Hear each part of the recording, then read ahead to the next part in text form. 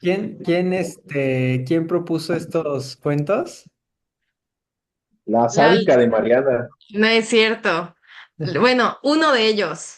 Pero la lotería fue, o sea, sí fue, se podría decir que sí fue mi propuesta, pero fue sobre todo de Luis, porque él me dijo, este está bueno, no sé qué, y dije, bueno, que sea la lotería. Y cabeza voladora, porque me puse a investigar un poco de, pues sí, de textos contemporáneos, ¿no? Y vi que se tenía bastantes buenos comentarios, pero no me imaginé que fuera a ser como esto. ¿Cómo? ¿Cómo que cómo está? O sea, así crudo, gótico. Ya. Ajá. Sí, vi que había Gótico. varios conversatorios sobre el cuento en Sí, el YouTube, de cabeza voladora o el... el de Cabeza Voladora. Sí, es Ah, que ¿en serio? Mónica Ojeda es bastante contemporánea. O sea, ese cuento lo escribió bueno, lo publicó en el 2020, o sea, hace 5 años como mínimo. Mm. Se nota que es muy contemporáneo, la forma de escribir, el ritmo, lo que dice, Ujú. en lo que se fija, Sí, las alusiones que hace, las mismas convenciones de género que usa. Fíjense en cómo cómo, trata el tema también, cómo lo expone. Es muy de Mm. nuestros tiempos. sí, sí, sí, sí. Fíjense, no sé si sea su caso, pero es muy raro que yo lea cosas actuales. O sea, por lo general ¿Cosas siempre actuales? no, al contrario, por lo general siempre leo cosas ya algo viejas. O sea, por ejemplo, no sé, yo me metí mucho en la literatura latinoamericana, por ejemplo, sobre todo desde García Márquez.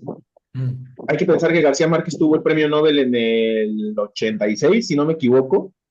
Cien años Mm. de soledad lo escribió como si tienen ahí el Wikipedia pueden buscarlo mejor rápido, pero creo que lo estuvo acabando como, o es del 60, no, del 68, creo que es del Es 86.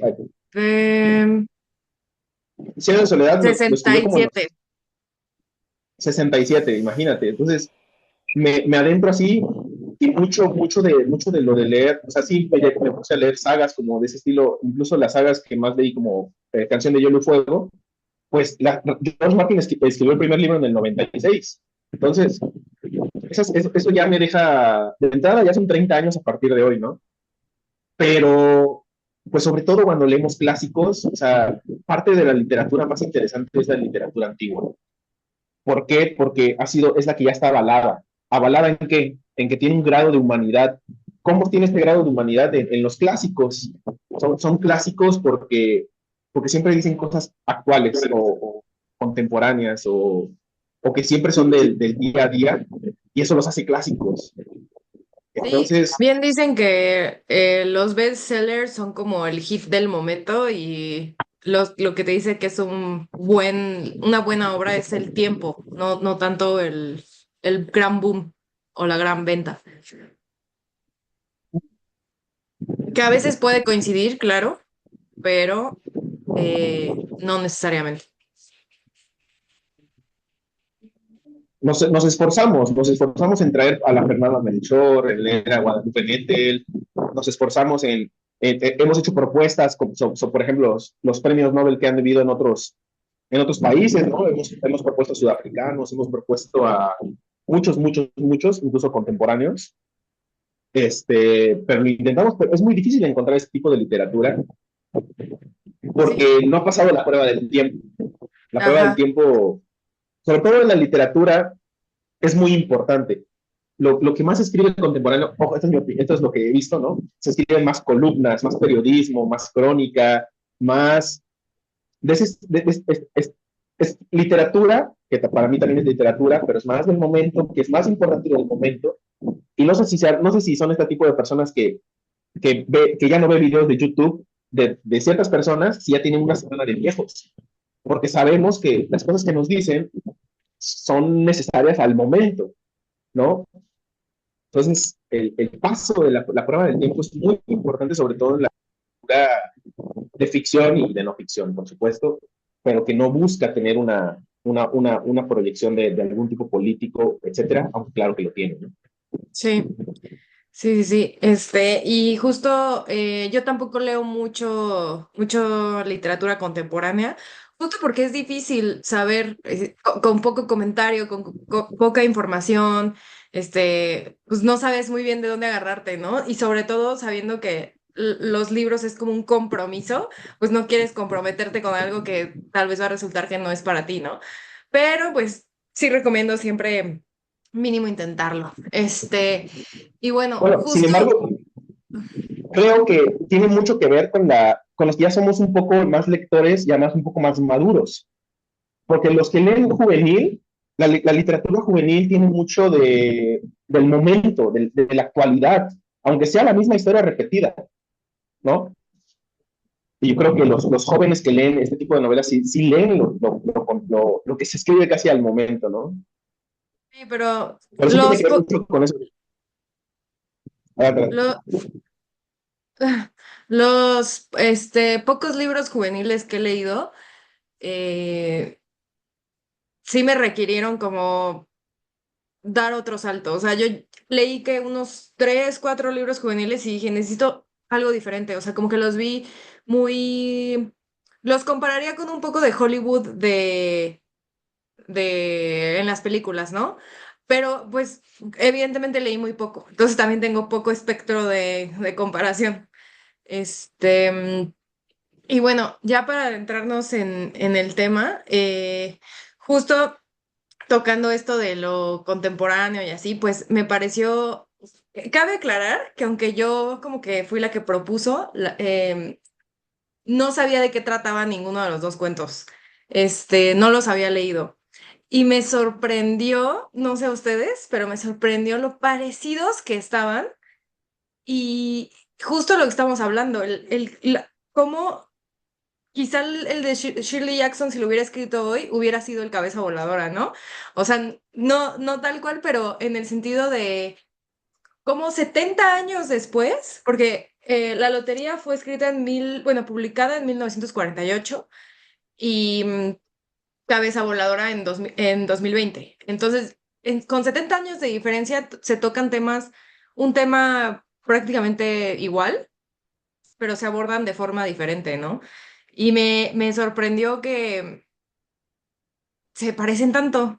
Y bueno, en fin, em, no sé si alguien quiera empezar comentando y después, no sé si quieran empezar con la lotería y después la cabeza voladora o al revés, o comentarlos en conjunto. Creo que estaría bien primero la lotería y después cabeza voladora. Ok. Fuera de eso, pues adelante, quien quiera comenzar. Yo no sé mucho de Shirley Jackson, solo sé que es gringa, ¿no? Nació los 1800, no sé qué tantos, ¿no? Pero Tampoco sé mucho, pero sé que nació en California y estuvo ahí un buen rato. y es Este, un ícono, perdón, de la literatura gótica, que lo dijiste hace rato. eso iba a comentar, que es gótico americano, así le pusieron. Curioso, que también investigué, y Mónica Ojeda se considera gótica ecuatoriana, ¿no? Gótica latinoamericana. Qué coincidencia. Bueno, tampoco sé mucho de Shirley Jackson, solo sé que la lotería se escribió 3 años después de la Segunda Guerra Mundial, lo cual también es importante saberlo, porque pues se pueden ver textos como muy eh, relacionados con ello, ¿no? Como de violencia y como de este cambio, que quién sabe cómo, no investigué lo suficiente para saber cómo lo vivió Estados Unidos, pero es curioso hacerlo notar. Eh, y bueno, creo que este cuento me gustó mucho porque lo fui entendiendo a medida que lo iba leyendo. Es decir, claro que el final me sorprendió, pero no fue una mega sorpresa. Aún así, me encantó. O sea, no lo veo como algo malo, ¿no? Al contrario, porque cuando lo iba leyendo y mencionaba como lo de estas mujeres que se iban acercando y de que llegaban después y que tenían que estar al lado del hombre y luego que el hombre, no, que la mujer como que regañaba a los niños, pero solo le hacían caso al hombre y así. Yo decía, ¿por qué? ¿Por qué está escribiendo eso? O sea, se nota un poco de machismo aquí. Aparte yo todavía como un poco y no sé qué. Y a medida que iba avanzando dije, no, es que es evidente, no es del contexto, no es que Shirley Jackson se le haya salido y haya puesto porque así era la forma en la que vivían, no, o sea, era evidente que le estaba tirando a eso, ¿no? A hacerlo notar. Em, y también me pareció muy curioso como el de Carbón, el señor Summers. Ah, por cierto, gran tino los apellidos. Que sea Summers, Graves y ya no me acuerdo del otro que también. Ah, Warner o algo así, ¿no? Como de Warning y así. Ajá, este señor de la compañía de carbón, pues era el que se dedicaba como a todo lo cultural. Pues, ¿qué está haciendo la lotería, no? Uno creyendo que la lotería es algo bien chingón y de repente, a medida que va avanzando, yo me sentía como cada vez más incómoda, aunque lo pintaba como algo padre, cuando escuchas lotería es como, ah, sí, yo quiero ganar la lotería. Como que a medida que avanzaba yo decía, es que no, hay algo que no me gusta aquí, o sea, y no sabía exactamente qué. Entonces la forma en la que terminó, dije, esto lo cierra todo, ¿no? Lo condensa muy bien. ¿Qué les pareció?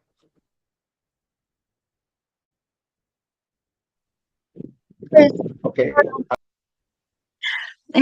igual creo que a mí me gustó mucho cómo empezó en cuestión de la redacción tan detallada, o sea, realmente todo lo que iba pues diciendo, yo me lo iba imaginando a todos los personajes, sus acciones, y justo yo me lo imaginaba en ese momento como un pueblo muy pintoresco y sí como un poco antiguo, pero ahorita que mencionas esto de la Segunda Guerra Mundial, ya hago como esa mezcla en cuestión de que creo que había unas personas que eran los mayores que se estaban quejando de que las nuevas generaciones ya no querían hacer como la lotería, y así como, "Ay, no entienden".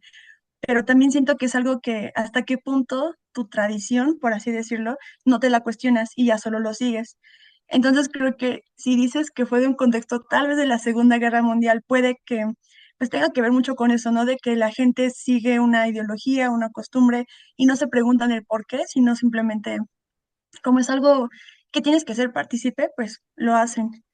Pero sí, a mí también, como dices, a mí aquí iba el libro como que dije, es que todo va tan bien que siento que algo tiene que ver algo turbio. Y sí, justo al final me quedé como sorprendida que incluso a los propios hijos también le dieran piedras para atacar a su mamá. Siento que esa parte fue como, ya nadie se pregunta el por qué, sino simplemente es hacerlo y pues ya.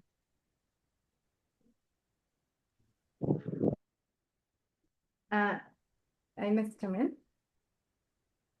Bueno, sí, del tema de, o sea, justo como te deja estas pistas de que algo no está bien, pero son muy sutiles.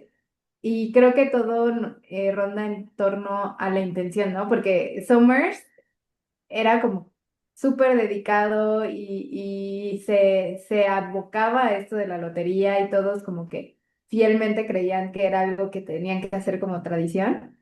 Pero todo estaba en la intención y la intención era pues hacer daño. Y me recordó mucho al cuento de Borges, donde el soldado escribe como, si no mal recuerdo, o sea, no sé si lo estoy como confundiendo, pero que habla como cómo le gusta hacer todo perfecto y resulta que al final es para matar, ¿no?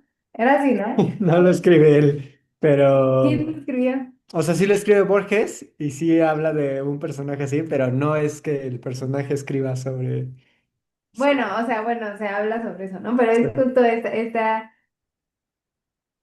intención de no solo es el tema metódico o que todos nos salgan perfectos, sino cuál es nuestra intención al hacer las cosas. Y lo segundo es que me recordó mucho como al tema de brujas. Y igual el cuento de cabezas voladoras, pero es esto de poner en la hoguera a las brujas, también como estas que ahora lo hacemos de forma diferente, ¿no? O sea, alguien postea algo o alguien dice algo en redes sociales o un artista hace algo y todos se le van encima y lo amedrentan y literalmente le dicen que es la escoria de la vida. Y creo que hoy lo vivimos de otra manera, pero era justo cuando la gente caminaba públicamente y les aventaban de que comida o piedras. Y creo que habla de esta interacción social en donde genuinamente hay gente que les gusta el hecho juzgar y amedrentar a otras personas, y que socialmente alimentamos eso, ¿no? También. Justo, rapidísimo, me hiciste pensar en que antes era como ponerlo en la hoguera y que todo el mundo lo juzgara, y ahorita estamos como en la cancelación, que es lo contrario, porque ahorita como todo el mundo busca atención, entonces el peor castigo es el que no tengas atención, ¿no? Adelante, Luis.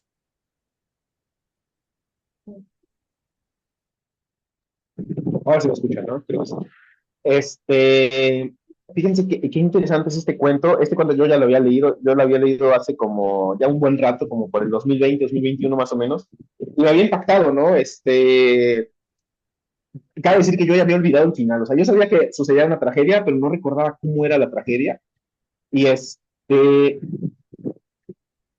y justamente lo que quiero hacer, lo que quiero comentar en este primer comentario, es esto que mencionan de cómo en un principio el pueblo es muy bonito, en el pueblo suceden estas cosas, ¿no? Hasta te dan ganas de estar ahí, te dan ganas de chismear con las señoras, te dan ganas de jugar con los niños con las piedras, dices, pues todo está muy bien, todo está muy bien. Y la verdad es que todo estaba bien, o sea, yo en ningún momento vi al pueblo desesperado, no sé ustedes, yo vi al pueblo haciendo las cosas que cualquier pueblo hace. Este, Aquí es donde entramos al tema interesante, ¿no? Que ya lo resaltaron.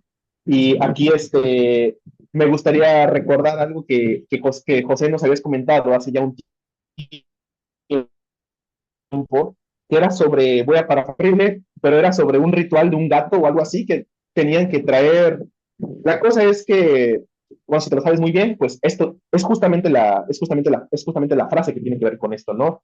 De cómo los mismos símbolos dentro de los rituales se van o perdiendo o tergiversando al punto de no entenderlos. Y creo que Shirley Jackson ya entendía esto en el 48, pues ya la propaganda ya era muy fuerte. Estados Unidos había hecho una propaganda muy, muy grande para que la gente se meta al ejército, para que la gente peleara. Empezó con la propaganda, toda esta que conocemos de la mujer con los paliacates, trabajando en las fábricas, todo este asunto.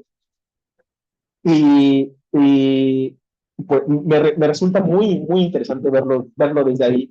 Sobre todo me gustaría centrarme en el género. Hablamos de que es una escritura gótica. No sé muy bien cuáles son las características para describir que una literatura sea gótica, pero sí me gustaría mencionar uno de los géneros, pertenece a un género de terror en específico, que en inglés se llama el folk horror, o mejor dicho, terror del pueblo. No se puede hacer la traducción directa, pero esta escritura, o este cuento, o este texto es marcadísimo dentro de ese género, en el cual no entendemos qué está pasando, el pueblo se ve normal, el pueblo se ve bien, se ve limpio, se ve sin problemas, pero oculta ciertas cosas. En la literatura vamos a ver como Los que se marchan novelas, por ejemplo, lo podemos ver también en películas como Midsommar de Ari Aster, lo podemos ver en películas más emblemáticas como The Wicker Man de Robin Hardy en el 76, 73 o algo así, se lo recomiendo bastante. Y sobre todo, y aquí en México tenemos casos muy interesantes, como el de Canoa de Puebla, como los linchamientos que suceden cuando van a los pueblos, y en los pueblos linchan a personas que se supone que no tenían nada que ver con el asunto. Ese es el terror del pueblo. Cuando todo el pueblo se te revuelca a ti, ¿no?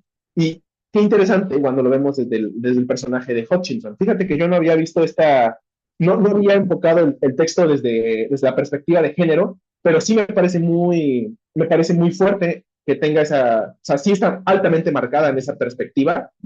Habría que leer un poco más tendría que leer un poco más de Shirley Jackson para entender qué tanta fuerza, o si venía con una cierta ola para promulgar ciertas ideas, tendría que verlo, pero ya de por sí ya es bastante, bastante, bastante entretenido. Nada más para decirles algo más acerca de este cuento. Hay película, pueden ver películas, pueden ver imágenes, hay de todo, o sea, hay todo un mundo sobre este cuento y ha marcado mucho a la comunidad estadounidense este cuento. Sobre todo, pues, ¿cómo hacemos estos rituales? Que es la pregunta. ¿Por qué hacemos estos rituales? ¿Cómo llegamos a estos? ¿Y por qué lo seguimos replicando, no? En todo el momento del texto vamos a ver esto que ya mencionaron entre los comentarios de los viejos o de los conservadores con los comentarios de los nuevos o los que quieren cambios, ¿no? Cambios puede ser que no mueva nada como cambiar de caja, ¿no? La caja negra que ya no es negra, pero le seguimos llamando caja, que antes agarraba pedazos de madera, pero como ya no puede cargar madera, ya somos muchos, ahora son papeles. Papeles que ya no expresan, etcétera, etcétera, etcétera, etcétera, etcétera. Y vamos viendo cómo se van perdiendo estos simbolismos, cómo se van perdiendo los simbolismos.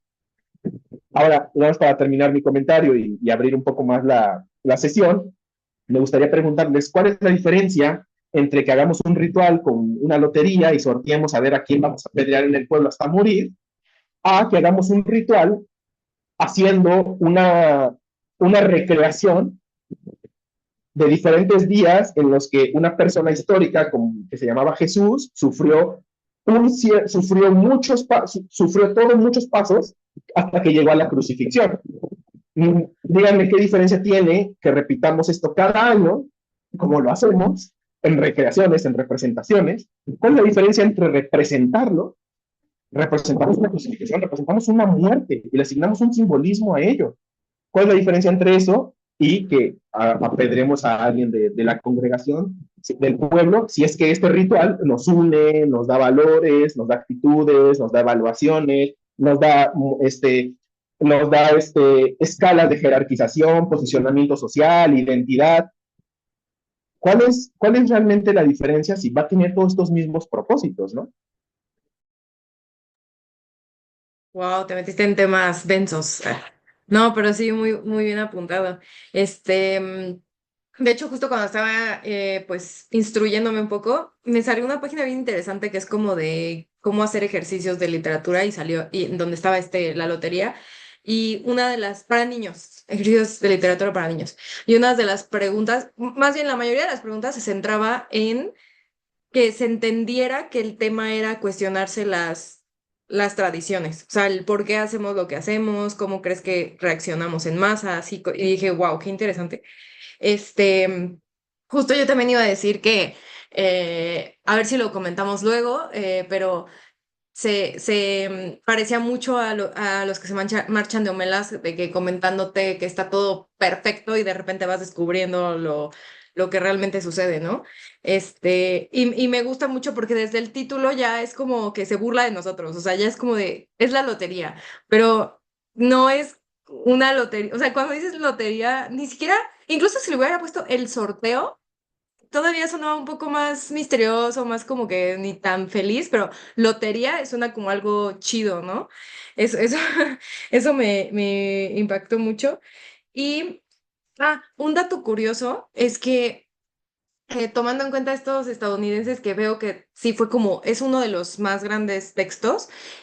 Y una película de este cuento tan corto, quisiera verla. Pero bueno, este cuento le sucedió lo mismo que al de La Guerra de los Mundos de Wells, que salió en la radio, donde no avisaron que era como una obra o una novela, y todo el mundo creyó que había Guerra de Mundos y estaba empacando y salieron y fue todo un caos. Lo mismo sucedió con la lotería, pero este salió en un periódico, y como ese periódico, creo que era The New Yorker o algo así, como ese periódico en ese entonces no anunciaba que era ficción y que no, mucha gente estaba súper espantada y decía, oigan, ¿en dónde es esto? Por favor, informen. Muchos otros se enojaron con Shirley Jackson y le mandaban cartas y le decía que cómo podía pensar así, que era aberrante, que no sé qué.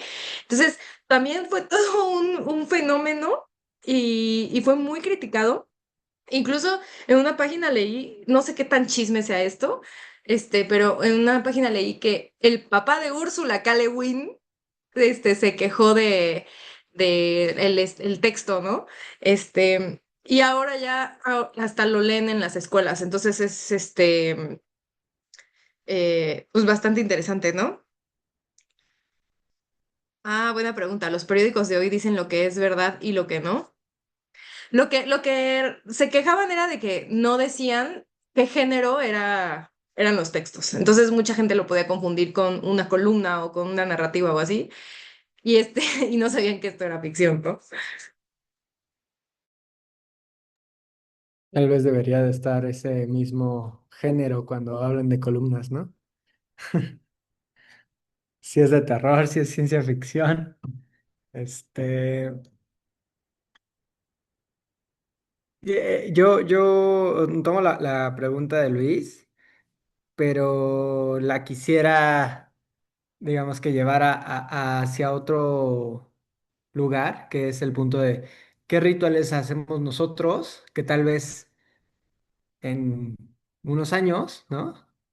Serán vistos de esta manera, ¿no?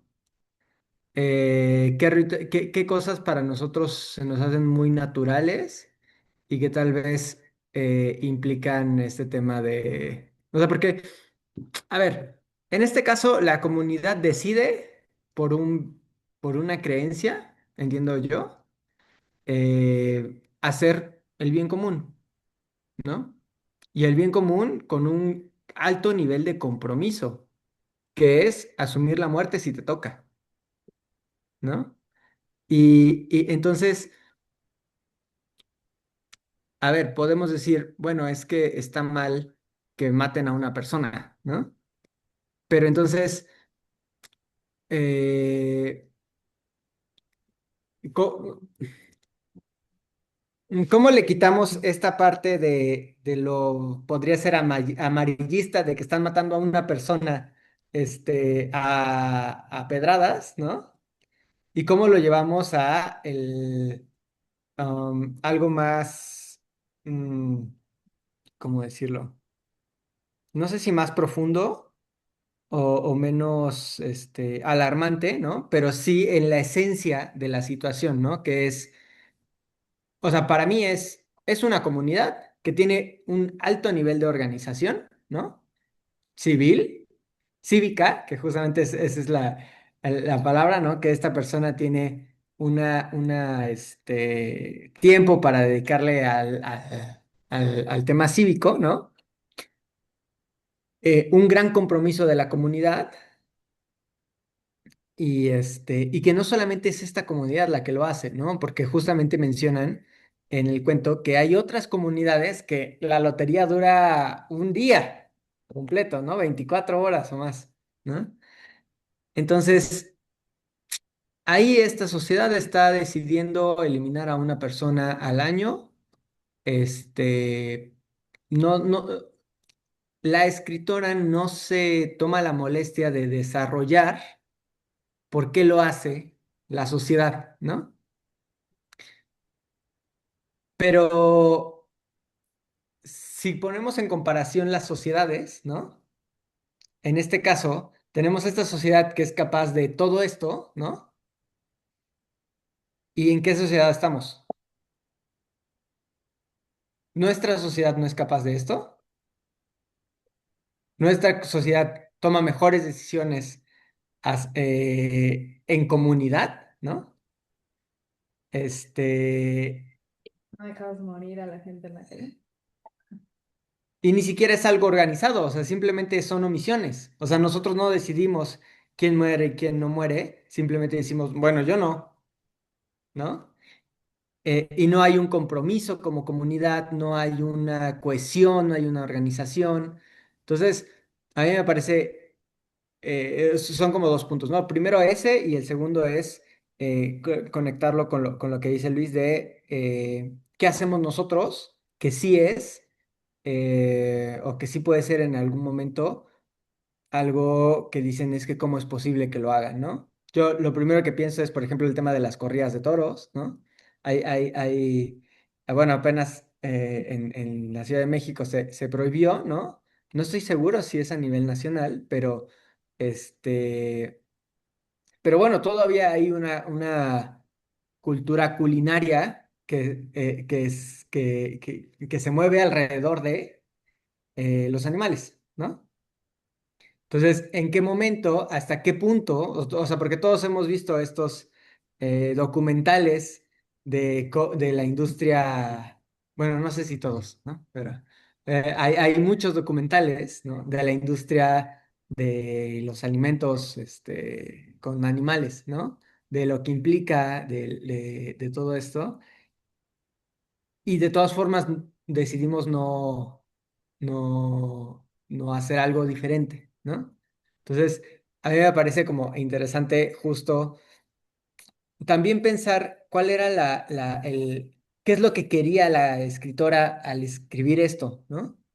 La autora, o sea, qué estaba percibiendo ella y si era algo, o sea, porque lo podemos ver como súper alarmista, ¿no? Como esto de Primavera Silenciosa, ¿no? Que leímos con el libro que acabamos de leer del problema de los tres cuerpos, pero también no sé hasta qué contexto, o sea, se puede sacar durísimo de contexto o puede matizarse un montón, ¿no? Y decir, bueno, ¿qué es lo que estaba pensando? ¿Por qué estaba pasando la escritora que escribió esto?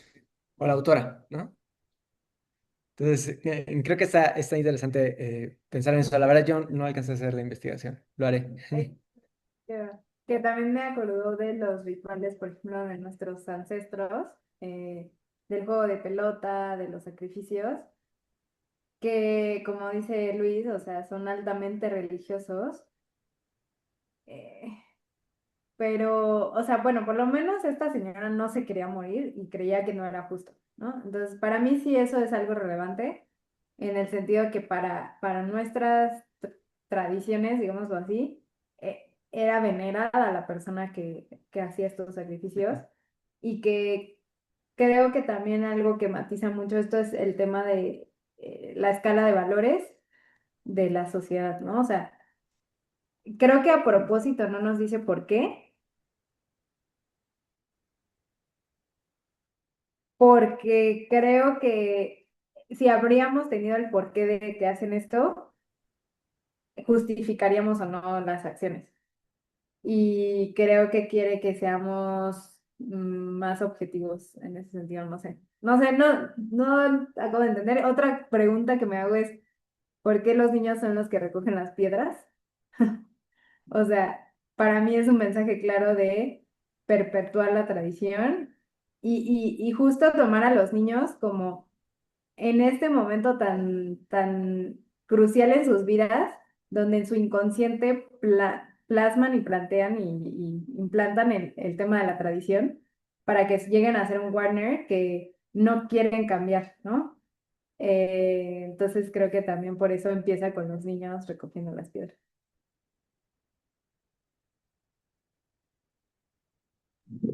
¿Yo? Ok. Eh, voy a continuar la idea de Rox. La palabra sacrificio me parece fundamental y lo voy a llevar a esto que me pareció muy interesante, que es la idea de cómo vemos estas, es como si tuviéramos una práctica ritual desnuda, esto de la lotería. ¿Por qué desnuda? No podemos decir que no fue un sacrificio, ¿no? Hay una frase en el texto que dice, que decía un señor grande, ¿no? Que antes decían que la lotería en verano y antes de recoger el grano. Fíjense, o sea, primero va a morir uno, luego vamos a recoger el grano. O sea, esa idea de sacrificio antes, como dices, esta veneración, ¿no? ¿De dónde viene esta idea de la veneración? ¿Qué es esto del venerar, no? Cuando hablamos de los sacrificios que se hacían antes, que hoy en día todavía se hacen, este, pensamos en que se da a una idea de un Dios, ¿no? Y le damos esta idea de un Dios y ya pensamos en que hay toda una teología detrás, en que hay un grupo que está organizado conforme a este Dios y por muy, si es que esta palabra cabe, por muy pagano que sea este Dios, pues al menos la gente se reúne porque le gusta hacer algo y ese Dios representa eso que eso hacen, ¿no? Eh, Cuando llegamos a este tipo de prácticas en las que yo creo que hay un gran mensaje en este sentido, en el que esta práctica que no distinguimos de algo religioso, espiritual, pero que entendemos que genera lazos sociales muy fuertes, tal como mencionas, estoy de acuerdo contigo, José, la organización que tienen es buenísima, digo, cuando la revestimos con esto que mencionaban de la oficialidad. No sé si ustedes les despertó esta palabra, de hacer las cosas oficiales. Menciona Shirley Jackson que todos en el pueblo, pues son 300 personas. Tú te conoces a todos, ¿no? Si no conoces a alguno, al menos dices, sabes que es el nieto de Don Juan o yo qué sé, ¿no? Y aún así se tenían que hacer ciertas preguntas en el ritual. Oye, ¿cuántos hijos tienes? Vamos a hacer esto, ¿cómo lo vamos a hacer? Aunque todos sabían. Entonces, siento que el texto tiene un gran discurso referente a cómo usamos las prácticas y cómo de las prácticas desarrollamos organizaciones muchísimo más complejas, cómo estos simbolismos se van adentrando en cómo vamos desarrollando estas prácticas, pero sobre todo el cuento se sitúa entre esta práctica desnuda de una religión, de una teología, y que busca, o que también está desnuda como de un organismo institucional, estatal, organizador, administrador, que regula, etcétera, etcétera, etcétera, y se encuentra como a mitad de ellas, pero que representa muy bien lo que los pueblos pueden hacer, ¿no? Y sobre todo la idea que el pueblo tiene sobre la responsabilidad de la muerte. Yo creo que llegas a un punto muy bueno, José, muy importante, que es, a ver, ¿qué responsabilidad tenemos nosotros sobre las mujeres que están muriendo en este momento, sobre los niños que están muriendo de diarrea, sobre las personas, sobre los que tienen obesidad, sobre los que les acaban de decir, etcétera, etcétera, etcétera, etcétera, etcétera? ¿Dónde está Graves poniéndonos esa piedrita cuando teníamos apenas un año de edad, ¿no? Entonces, tanto lo podemos ver como dices, alarmista de no puede ser que haya muerto una persona, a vean cómo es esta sociedad a la cual deberíamos poder de alguna forma aspirar, ¿no? Y eso creo que es parte de esta paradoja. ¿Por qué paradoja? Porque no tiene una respuesta inmediata, o sea, es más como una pregunta retórica, en el sentido de que no tienes una respuesta como tal, pero sí te abre el camino para preguntarte sobre la ética, sobre la moralidad, sobre lo que hacemos, sobre nuestra responsabilidad, nuestro compromiso, etcétera, etcétera, ¿no? ¿Y qué tanto justificamos lo que hacemos también? De hecho, pensé se me olvidó lo que iba a decir, pero lo que se me quedó es en estos rituales todavía que hacen algunas personas, por ejemplo, cuando vas a hacerte una limpia y así, hay gente que mata gallos o pollos y así nada más para hacerse la limpia. O sea, también es pensar en eso, ¿no? Este... y ya se me olvidó el otro comentario que iba a decir. ¿Alguien más quiere comentar algo? Hay todo un tema. Adelante, Dulce. Adelante. Solo iba a comentar en cuestión igual como de los rituales que ahorita están comentando. La verdad no recuerdo qué país, es en Latinoamérica, pero no recuerdo cuál. Como que tienen un conflicto entre pueblos. Entonces, una vez al año se reúnen para golpearse a puño limpio, como de las querellas que tienen, pero tienen sus reglas. Es como, no me acuerdo cómo, pero es una tradición que es como una vez al año, si tú tienes tema con esta persona, se van a golpear sin nada de armas, puño limpio, aquí todos ven, y ya. Pero eso es con tal de que haya una paz todo el año. O se intenta tener esa paz, pero es porque hay un conflicto entre dos pueblos. No me acuerdo ahorita, si lo investigo se los comparto, pero sí se me hace como muy curioso y creo que ahorita también como que se puede pues relacionar un poco. Y también a lo que estaban comentando sobre de que la autora a propósito no nos dijo el por qué la gente hace eso. Creo que sí es mucho lo que la gente pregunta sobre si el fin justifica los medios o los medios justifican el fin. Entonces, sí es como tener en cuenta de a veces porque nos enfocamos tanto en los medios, por así decirlo, creemos que lo que estamos haciendo está bien o está mal. Pero aquí es más como la intención de hasta dónde somos capaces de llegar para poder como preservar justo lo que decían, pues, estas tradiciones o esta cultura, pero ya como simplemente ya nada más hacerlo por una costumbre, ya no tanto como por alguna razón, o ni siquiera ya no preguntándonos por qué lo estoy haciendo, sino es como hay que mantenerlo. Y, y es lo interesante de las ceremonias, porque las ceremonias, los rituales, las prácticas que nosotros hacemos vienen eh, imbuidas en muchísimos conocimientos prácticos y no prácticos que nosotros hacemos. Y es aquí donde creo que también hay un tema muy interesante y que también lo toma el otro texto, que es el tema de la cotidianidad. ¿Qué significa la cotidianidad? Cómo la necesidad de mantener esta cotidianidad, manteniéndome en el texto de Shirley Jackson en la lotería, la cotidianidad se representa desde el cómo mencionan los tiempos en los que tarda la lotería y cómo lo ven como un proceso más que hay que ir avanzando, ¿no? Sí, señora Hutchinson, usted llegó tarde, tuvo que lavar los platos, ¿no? ¿Cómo iba a poder dejar los platos sin lavar antes de morir? claro, tenías que lavarlos antes para que vengas a morir ya dejándolos limpios, ¿no? Entonces, esta cotidianidad que incluso interrumpe el morir, ¿no? Y esta necesidad de regresar a esta cotidianidad de, ya vamos a hacerlo rápido, porque para que podamos ir a la tarde a comer, o sea, para que podamos llegar a nuestra casa a comer, eso es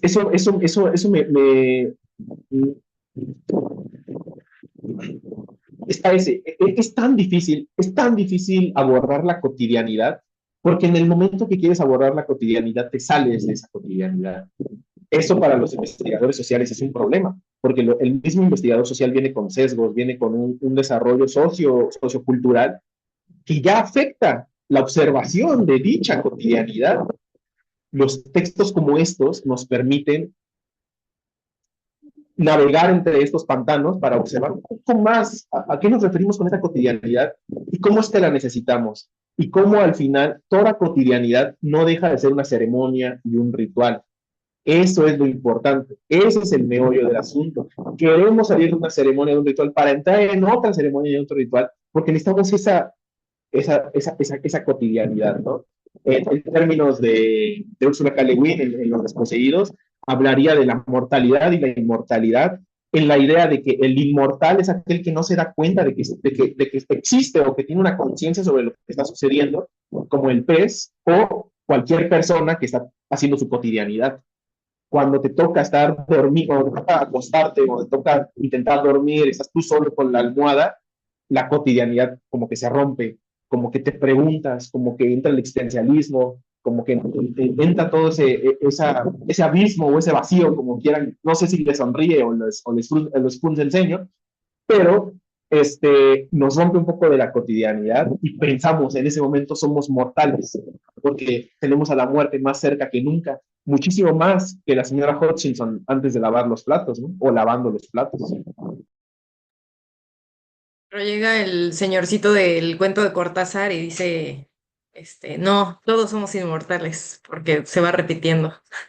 No, pero también lo que me recordaste fue que esto de los comentarios de, ay, llegaste tarde por lavar trastes y así, me recuerda que muy, muy, muy sutilmente, que ni siquiera creo que la autora se haya dado cuenta, pero nos habla del contexto de las personas que están participando en la lotería, porque sucede que es elegida esa familia y dice, no, no, no, es que se volaron los papeles y no pudo elegir el que él quería, ella llegó tarde por lavar trastes y así, que ahí también entra un poco, o sea, si lo pienso así mucho, que fue lo que me hiciste despertar, entra un poco por más de azar que sea, hay ciertos contextos, ciertos detalles que no va a ser tan de azar, ¿no?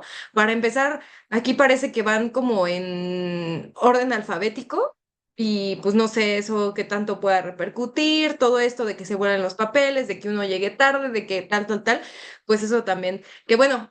Creo que eso es parte de la aleatoriedad, pero que lo haya comentado, o sea, que la Hutchinson cuando es elegida haya comentado como de, no, es que esto no es así, no, no sucedió como se tenía que hacer, hay que repetirlo.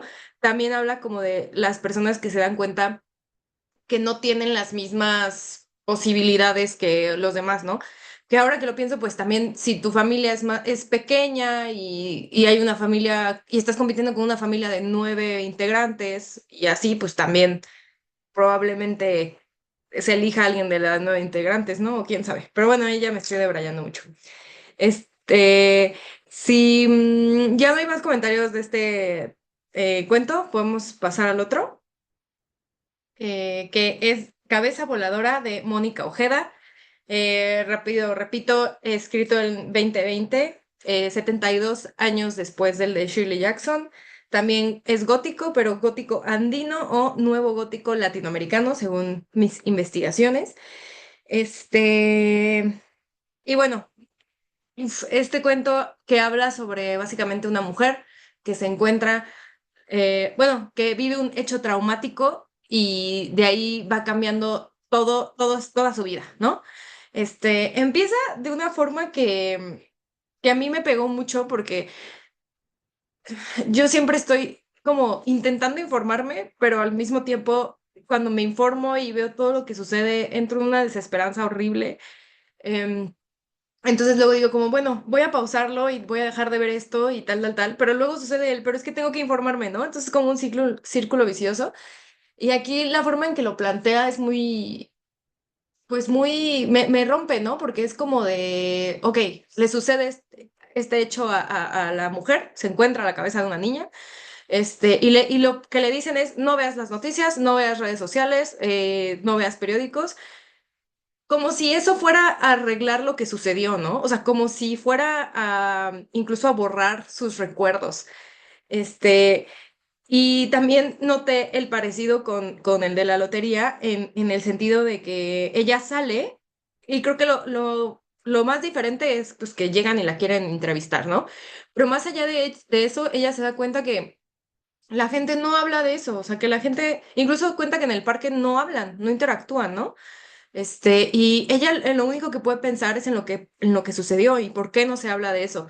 Y luego entra en redes sociales y se encuentra con todo este contraste que es un montón de fotos, un montón de comentarios y es como de, ¿qué está diciendo eso de la sociedad? O sea, de un hecho tan catastrófico, o no se habla y se trata de ignorar, o se explota, ¿no? Y ninguna de las dos soluciona el problema ni ayuda a las personas que han vivido ese trauma.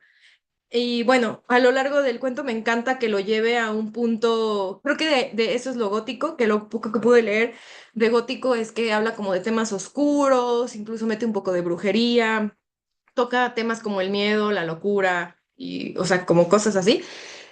Me encanta que de esos hechos como tan viscerales y que desafortunadamente nos podemos conectar en lo que está sucediendo actualmente, lo transforma en este cuento gótico y te mete toda esta como tipo aquelarre de mujeres que está al parecer como que en el mismo duelo que la mujer, ¿no? Y que es como que la forma de entenderse. Y bueno, más adelante comentaré más cosas, pero eso a grosso modo fue lo que me quedó del cuento y como que me hizo pensarlo mucho, como que abrazarlo y también relacionarlo con el de Shirley, porque pues tocan temas, y los mismos temas, creo, ¿no? O sea, muy, muy parecidos. Sí, toma temas muy parecidos, uno de ellos es la cotidianidad, pero a mí, yo leyendo esto, encontré esto, a ver, y me gustaría saber qué opinan. Yo no sabía nada de este autor, Mariana mandó los mensajes, abro WhatsApp y veo, a ver, la lotería, ok, ya lo conozco. Luego, cabeza voladora, y yo, pues, quién sabe. Me meto a leer el texto, ¿no? Me doy cuenta que, de entrada, me encantó el ritmo. El ritmo es increíble, es maravilloso. Eh, pero bueno, lo que voy, el título, cabeza voladora. Piensan completamente diferente a la primera vez que leyeron cabeza voladora. Estoy casi seguro que usaron metáforas para describir lo que es una cabeza voladora. Qué visceral y qué crudo por parte del autor. A mí me pareció magnífico que la forma de leerlo era la forma correcta, que es la forma meramente literal. ¿Cómo te imaginas una cabeza voladora? Simplemente eso ya es horrible, ya es cruel, ya es traumático. Vemos el título, lo vemos buscando esa metáfora. Ni siquiera podemos contemplar la literalidad de la palabra, la crudeza, lo visceral de ella. Hasta que no supe que era realmente, literalmente, la cabeza de una niña, yo aún creía que se refería como a un espectro, como un fantasma, como que está deambulando, como que busca su cuerpo. Pobre de mí. O sea, claramente soy un niño de 2 años en el paraíso, ¿no? O sea, pensando que en fantasmitas y que la cabecita tiene como un halo de morado, yo qué sé, ¿no? Y que vuela ahí feliz. No, no, no, no, no es para nada eso. Lo que mencionas, Mariana, esto del contraste entre los mensajes que se dan en esta virtualidad, que está justamente hecha para que se hable esto de un cierto modo y para que te vendan todo el true crime, para que te vendan las playeras de leyendas legendarias, para que te vendan que vayas a hacer el show, que vayas a las leyendas de los cementerios, que vayas a las casas donde sucedieron las cosas más horribles. ¿Qué semejanza tiene con el otro cuento, ¿no? Con el de Shirley Jackson cuando lo vemos desde ese punto, ¿no? Qué interesante es cuando vuela la cabeza de la literalidad, de la crudeza, de la visceralidad a nuestro patio y nos encontramos con eso directamente. ¿Cómo vamos a anhelar la cotidianidad? ¿Cómo vamos a anhelar no pensar en eso? ¿Cómo vamos a anhelar regresar al paraíso? Hacer ese niño de 2 años que creía que las cabezas estaban felices y jugando, pero eran voladoras, ¿no? Eh, Simplemente iba subiendo el cuento, nunca me despegó, me mantuvo. Yo decía, wow, ¿cuándo va a parar esto? Yo me quería detener en cada imagen para dibujarla. Dije, no, este párrafo que está diciendo es una pintura, o sea, es una... Y en ese mismo frenetismo logró que me desprenda de todo sueño metafórico, de todo sueño que me va a mantener como en la seguridad de mis ositos cariñositos y mi arcoíris, para demostrarme que no son así las cosas, ¿no? Que el doctor Gutiérrez es mi vecino, ¿no? Y está atrás de mí y está aquí al lado. Y ni siquiera yo me estoy haciendo responsable. ¿Qué dolor es el que tiene este personaje principal? Porque ni siquiera le dieron la piedra, ¿no? Nada más le aventaron el cuerpo de la Hutchinson, de la señora Hutchinson. Ni siquiera le dieron la oportunidad de, ¿quieres lanzar una piedra? Lo estamos haciendo por no sé por qué, pero al menos la sociedad es consciente de que está haciendo por esto, por alguna razón que no sabemos, ¿no? Qué increíble, y voy a seguir hasta que no me interrumpan. Qué increíble cuando empezamos a ver todo lo que va sucediendo, cómo se mezcla con el true crime, cómo entendemos este remordimiento, pero a la vez entendemos este placer. Y este placer, nos sentimos mal por este placer, y sin embargo vamos por ello. Hemos creado una palabra muy interesante en el español que se llama morbo. Aún no logro, aún no logro encerrar esa palabra, aún no logro definirla, y sin embargo ayuda para explicar muchas cosas. El cuento toma un giro demasiado interesante, sumamente perturbador. Yo encantado por escucharlo, por leerlo con sus precauciones. Cuando descubro que la autora es lesbiana, cuando se descubre que al menos siente un atractivo sexual, cuando nos damos cuenta de que está saliendo muchísimo más del simple hecho de que caiga una cabeza voladora en tu patio. Cuando nos damos cuenta de que la protagonista empieza a formular historias o verdaderas o no verdaderas con la fallecida, ¿no? Cuando empieza a contarse todas esas historias, intenta de alguna forma ser empática, ponerse en los zapatos de esta persona, hasta tal punto de acabar el texto siendo ella, hasta tal punto de que esa búsqueda por la cotidianidad, que es el peso, la autora menciona la palabra ingravidez, es una palabra que me pareció perfecta, porque ¿dónde está ese peso? ¿Ese peso cae en qué? ¿En dónde? ¿A qué peso me refiero? Me refiero a ese peso de la culpa, a ese peso del remordimiento, me refiero a ese peso de la responsabilidad que tú deberías tener, del compromiso. Sí, Mariana. Y ese peso, interrumpo porque nos lo permitiste. Pero eso que mencionas de que al final resulta ser esa misma niña, ¿no? Esa misma cabeza.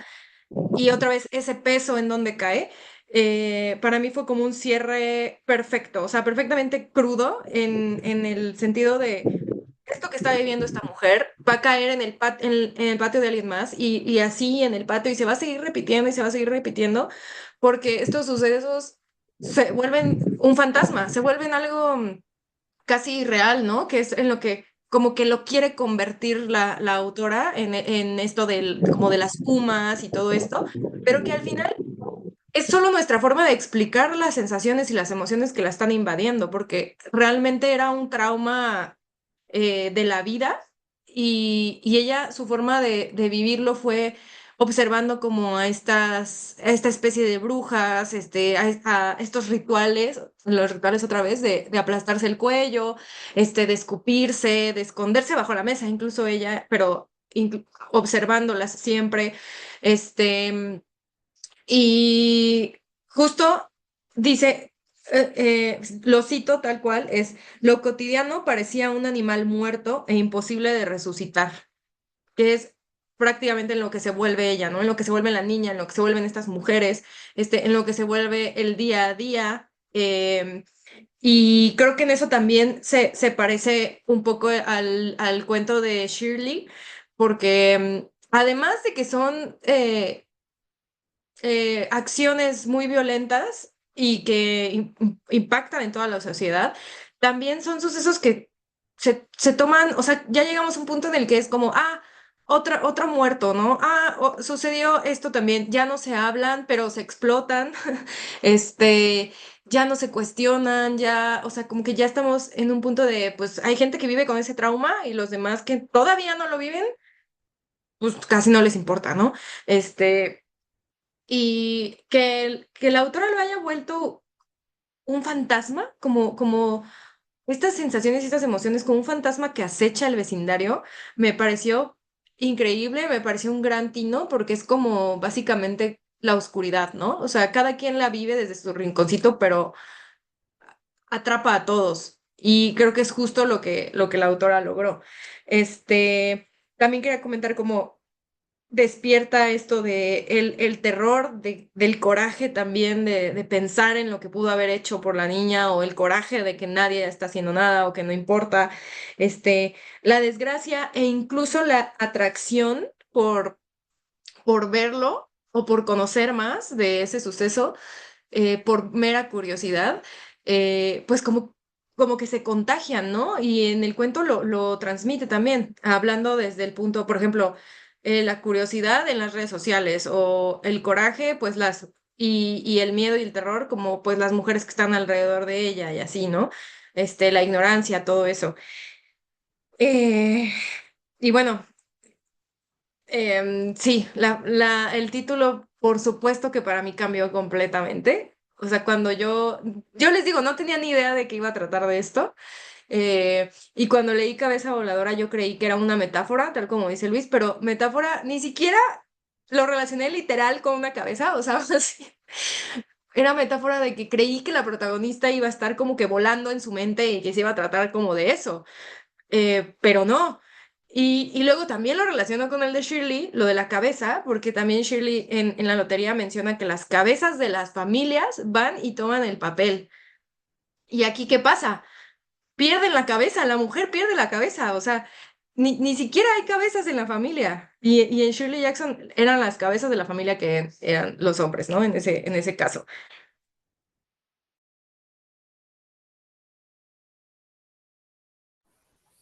Bueno, igual yo, justo ahorita lo que estábamos comentando, creo que se une mucho lo de la cotidianidad. ¿Qué pasa cuando se rompe tu cotidianidad?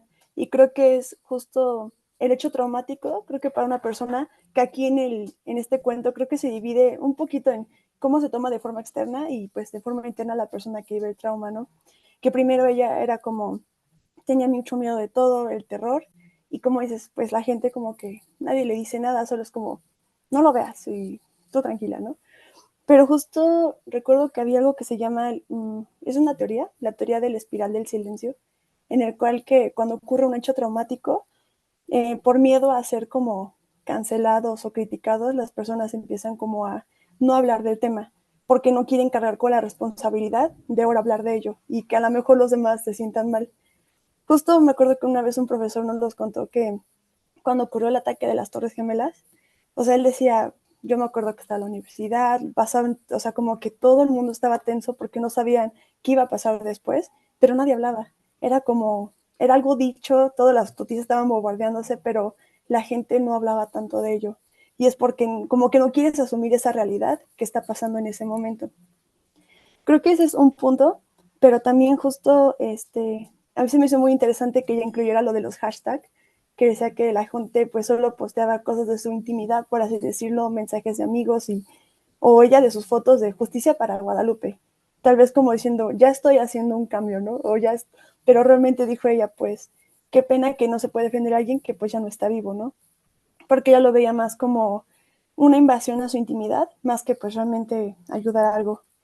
Pero bueno, hablando un poquito más de ella, sí, justo también es como esa parte de cuando algo, cuando algo se rompe tu cotidianidad, también como que tu identidad, siento que no sabes cómo encontrar esa estabilidad, como que al mismo tiempo como humanos somos muy frágiles en pues sí, en nuestro día a día, cuando algo se rompe, justo como con este hecho traumático, siento que, por así decirlo, se puede caer en la locura, en cuestión de que quisieras tomar tu realidad, pero ya no puedes, entonces siento que es como se vuelve algo nocivo, y más si no sabes cómo tratarlo.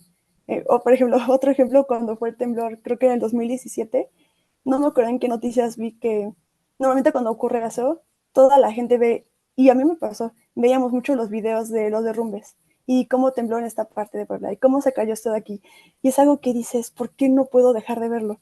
Aunque dices, ay, pobre, mira cómo se cayó el edificio, pero lo sigues viendo. Entonces, creo que eso le pasó un poco a ella, pero justo como estaba sola, o eso da a entender, o ella también se quiso aislar, pues seguía alimentando esa parte hasta el punto en el que ya no encontraba otra forma de poder, no sé cómo decirlo, consolarse o encontrar esa paz, que pues lo de las mujeres brujas, no sé si ella se las estaba imaginando, era una forma de liberación para ella, pero justo creo que ya era más como, eso ya le traía ya más un poco de estabilidad el ver algo más nocivo de lo que ella había experimentado.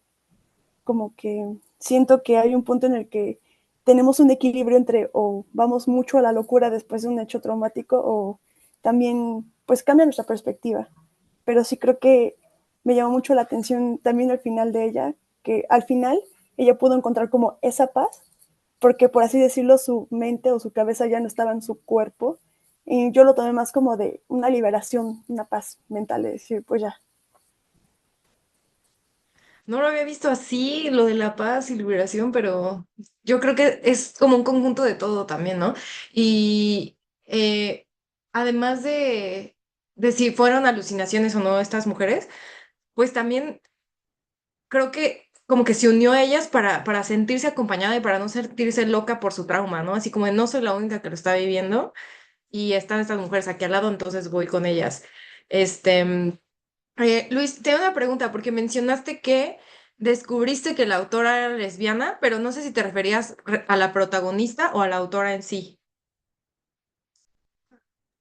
No, claramente la protagonista. Si dije autora fue un desliz. No conozco a Mónica Ojeda y Ah, ok. menos he hablado con ella íntimamente sobre su sexualidad. No, sí, por eso quería solo aclarar eso. Ya no me acuerdo Sí, qué iba a decir. sí. Bueno, yo puedo continuar si Sí, gustas. adelante. Este, muy buenas observaciones. Justamente yo entiendo esta liberación, o más esta liberación, yo diría como esta catarsis, mmm, mediante la empatía. O sea, una empatía muy loca. De verdad, yo este texto lo tengo que volver a leer porque a mí lamentablemente no tuve la oportunidad de leerlo dos veces, pero, a mí me encantó en la palabra mágica. O sea, me agarró y no me dejó, ¿no? Entonces, yo lo veía mucho como desde la empatía. No pude dejar de pensar en los grupos de mujeres y de hombres, de familias, de los desaparecidos. No pude dejar de pensar en cómo se juntan para apoyarse mutuamente, para tener convicciones en común, para seguir todos estos asuntos. Y me parece, aquí en lectura nuestra, pues ya hemos leído varias cosas de asesinos seriales, sobre todo una fue que leímos From Hell, ahí donde estuvimos casi 8 meses hablando sobre casos de este tipo. Eh, y hablábamos de cómo From Hell pues rápidamente narra lo de Jack el Destripador, ¿no? Como sabemos, pues esto sucedió en Inglaterra, finales de 1800, entre mediados de 1800 y finales de 1800. Para 1850, Edgar Allan Poe ya se encontraba escribiendo sus cosas. Y para finales de 1800 igual, ya estaba Sherlock Holmes, o sea, ya estaba Arthur Conan Doyle. Luego en 1900 llegaron las Agatha Christie, llegaron todos estos, ¿no? Todo esto de los detectives. Luego llegó la novela negra, el film noir, que es el cine negro. Llegaron todos estos asuntos a lo que hoy tenemos hoy en día, canales dedicados en televisión y en YouTube hablándote del true crime, hablándote de mitos y leyendas de la región sur de Veracruz. Es sorprendente la cantidad de gente que tiene eso. Y es sorprendente cómo vemos el true crime. Estoy seguro que aquí todos hemos visto series, que si el Dexter, que si Bones, que si el FBI, que no sé qué, que si hemos visto una película de David Fincher, que si vimos Seven, etcétera, etcétera, etcétera. Que si estamos interesados porque si la Poquianchis no sé qué, que si el asesino serial hizo no sé qué, y el morbo de no sé qué demonios. Y tenemos una afición a ello que a mí me parece sorprendente. Me parece sorprendente, sin embargo, no me extraña. ¿Por qué no me extraña? Porque de alguna forma es el conocimiento del otro. El otro también es su cabeza, también es su cabello, también es la cabeza dentro de una bolsa volando. El otro es eso y no dejamos de ser eso, ¿no? Nosotros, como lo va a encontrar la protagonista, ella también es esa chica de 15 años que vuela su cabeza mientras se patea en la pared, ¿no? Las imágenes que Mónica Ojeda son brutales, son increíbles, a la vez son fantásticas. La escena de las humas, no, todo lo de las humas a mí me fascinó, de verdad me encantó. Los Yo no árboles que se sentí los imaginaba unos de sangre o unos del cabello, de cabellos largos también.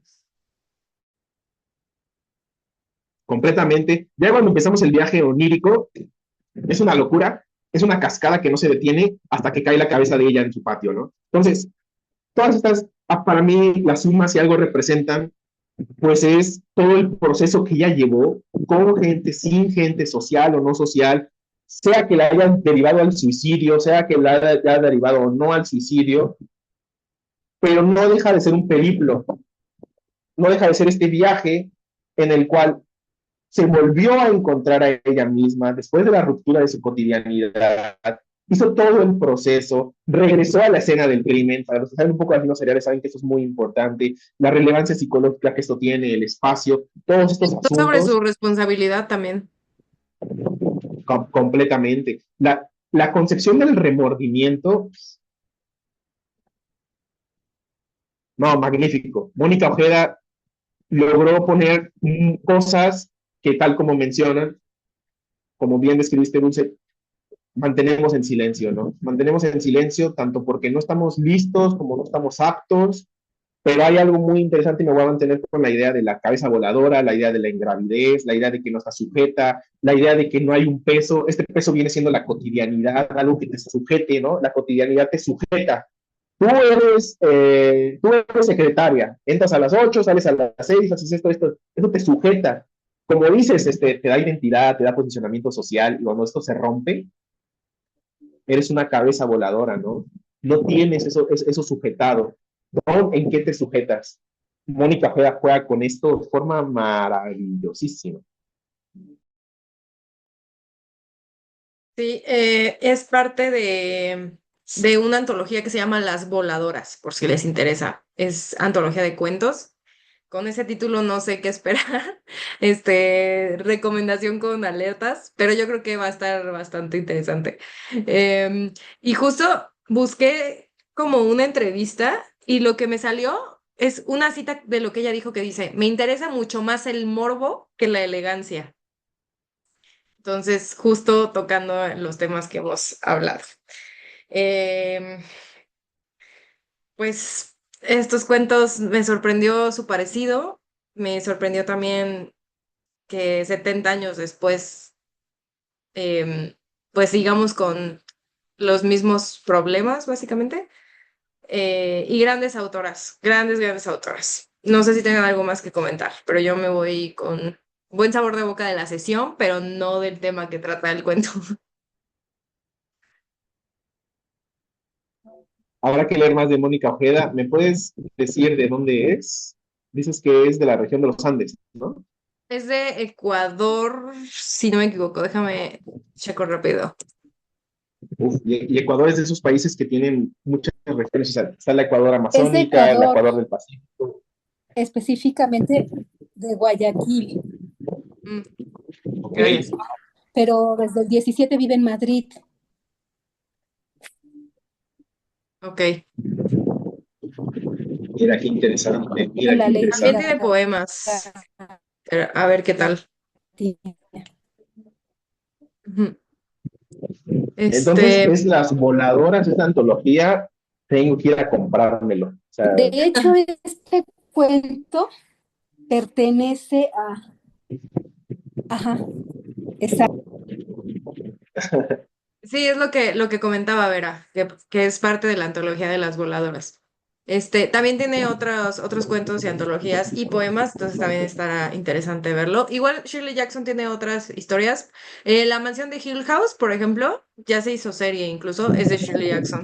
Este, Muy buenas autoras. Y pues nada, muy buena sesión. Qué bueno que pudieron conectarse, que lo pudimos platicar. Y pues nada, gracias. Ya habrá que ver qué, qué otras lecturas. ¿Sí habíamos quedado que íbamos a hacer una sesión más de cuentos y ensayos o me equivoco? tengo entendido que sí. Me parece que, yo estoy seguro que sí comentamos en los que se marchan novelas, pero Mariana me dijo que no, luego Rox José que tampoco. Entonces, seguramente fue de esos momentos en los que hablaba yo solo en mi casa. O sea, entonces, No, es que lo que pasa es que amo a Úrsula K. Le Guin, acá también les gusta mucho y habíamos leído este cuento y se los recomendamos a José y a Rox como 530,000 veces y, y en algún punto sí lo leyeron y según yo lo comentamos entre nosotros, pero no lo contamos en el club. aunque lo preocupante es que ahora estoy más convencido yo de mi paranoia. Eso es el problema. O sea, yo me tengo que ir a tratar, o sea, ese es el asunto. A escribir mejor. Este, y Me gustaría comentar algo, bueno, no referente al libro. no, yo iba a hablar del día en el que estamos hoy. Adelante, adelante, adelante. Que como nos recordó Vera, gracias, es el Día Internacional del Libro, entonces qué mejor celebrarlo de esta forma y pues a seguir celebrándolo todos los días. Y ya, era lo que iba a decir. Sí, personalmente, pues para mí también es un día muy importante. Hoy yo cumplo 30 años y me gustaría mencionarles que para mí pues para mí esto que hacemos aquí me parece un ritual, usando esa palabra, un ritual que hemos hecho cotidianidad y para mí ha sido muy, muy importante, que me ha formado mucho y considero como una rama angular de mi formación, de mis acercamientos social, de mi desarrollo y me gustaría mencionar eso, ¿no? Ahorita que estoy en este proceso, ¿no? Este proceso en el que tienes que dejar de sentirte joven, no en la idea de, porque no lo soy, ¿no? Entonces, pero vincularme a ese sentido y pues en parte de eso es decir estas palabras que ya son un acercamiento, ¿no? Entonces, pues gracias por escucharlo y así es, hoy es el Día Internacional del Libro, muchas felicidades a todos. Los 30 te sientan bien porque justamente no había comentado que era tu cumpleaños porque sé que no te fascina eso, pero qué bueno que lo comentaste y qué mejor forma de celebrarlo que leyendo. Ojalá y mi cumpleaños fuera en el Día Internacional del Libro, la neta. Y pues nada, Sí, tengo ya, que listo. aceptarlo. Está chido, tengo que aceptarlo. Sí, Y pues tengan también una excelente noche. Ujú. gracias, igualmente, muchas gracias. No, ibas a decir algo, adelante, adelante. No, iba a mencionar que es un día de mucha ritualidad en muchos países. Lo que es el Santo de San Jorge es muy importante para muchos países, desde Rusia hasta Asia, hasta Medio Oriente, hasta Europa. hasta Latinoamérica, es muy importante y se ha generado, sobre todo en Cataluña, que es donde se ha generado toda esta tradición, la tradición de este día, que Día Internacional del Libro, muchas gracias, debido a que muchas personas ilustres, literatas, fallecieron y nacieron en este día, se conmemora este día y la tradición es, pues, regalar un libro y también regalar una rosa. Entonces, la rosa, pues, en relación a San Jorge, y lo del libro, pues, en relación al Día Internacional del Libro y la conmemoración de este. Gracias por ¿cómo se llama? Esta efeméride. Es una efeméride. Me siento como la responsabilidad de decirlo, ¿no? Entonces, No, sí, muy bonito. Pues a abrazar sus libros y a soñar con lecturas. Ya les estaremos informando entonces lo que decidimos para la siguiente sesión. Y pues nada, disfruten mucho. Tengan una excelente noche. Gracias. Gracias, Gracias, igualmente. igualmente. Gracias, gracias.